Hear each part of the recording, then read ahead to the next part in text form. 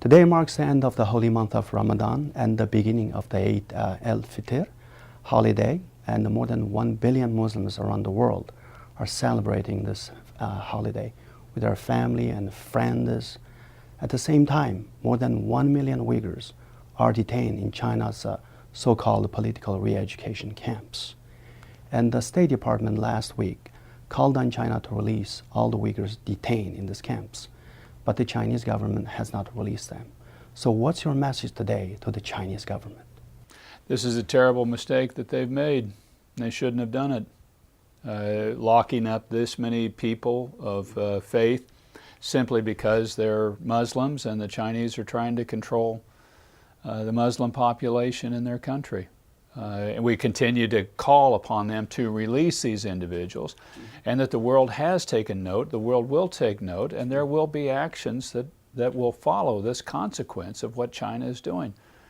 You think about that we're in 2019, and we're talking about internment camps and re-education camps and these sort of things that sound like they should belong in the 40s and 50s, not where the world is today. So I think this is a terrible mistake that the Chinese have made, and we call upon them to release all the Uyghurs and to allow them to freely practice their faith, to peacefully and freely practice their faith, particularly in this season where Ramadan's just over and it's a celebratory time.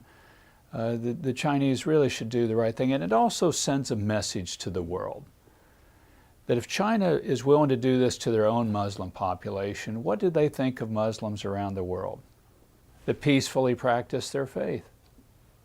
I think this is a country the size of China, the biggest population country in the world, the second biggest economy. They need to be far more interested in what they are projecting to the rest of the world of what they think of people of faith, particularly the Muslim faith, but they're doing this to Christians, they're doing this to Buddhists, they're doing this to Falun Gong, across the board. On this very special day, Uyghurs, especially Uyghurs in exile, they cannot be with their family and friends. Most of them do not even know whether their family and friends are alive or in detention camps. They cannot call their parents to say Eid Mubarak, and their loved ones the same. And they are living in a very difficult situation. A lot of them are very distressed, and they do not see hope. So what's your message to the Uyghur people who are not just in exile, but the Uyghur people who are inside the camps, and the 10 million Uyghurs outside of the camps who also live in what many scholars describe as a police state? My message to them is to pray and have hope. Not to give up hope. This situation is coming clearer in focus around the world. You're seeing protesters now mount up in some Muslim countries. In Indonesia there were protesters. The Turkish government has spoken out. The United States government has spoken out strongly and with clarity. There's a phrase in the Bible about God is not mocked. There is a clarity of truth that comes through in due season. Doesn't mean there won't be pain and difficulty along, but God is not mocked. There will be truth, there will be righteous things that will happen in the future, and to maintain that hope.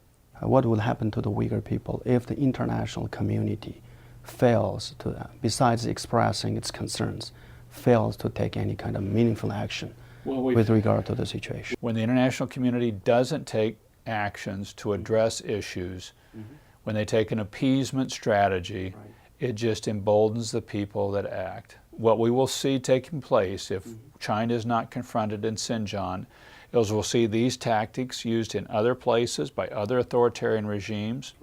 We'll see taking place these other high-tech surveillance systems put in place by authoritarian regimes with artificial intelligence, facial recognition systems. We'll see oppression taking place to where there may not, in some cases in Xinjiang, people aren't locked up, but you can't act in the society because You can't go to a mosque, you'll get seen going in there, and if you get seen, you'll get a lower social credit score, then you can't participate in the culture of the society. And you get blocked out by the very high-tech systems. I think you'll see these systems multiply if the world doesn't confront China with what it's doing now. That's the history of these. If you don't confront them, then it just expands. Now's the time for the world community to act. And in your recent remarks, you stated that China is at war with religions.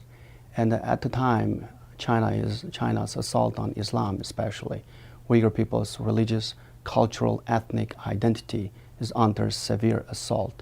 Do you think China will win its war on Islam against the Uyghur people? No.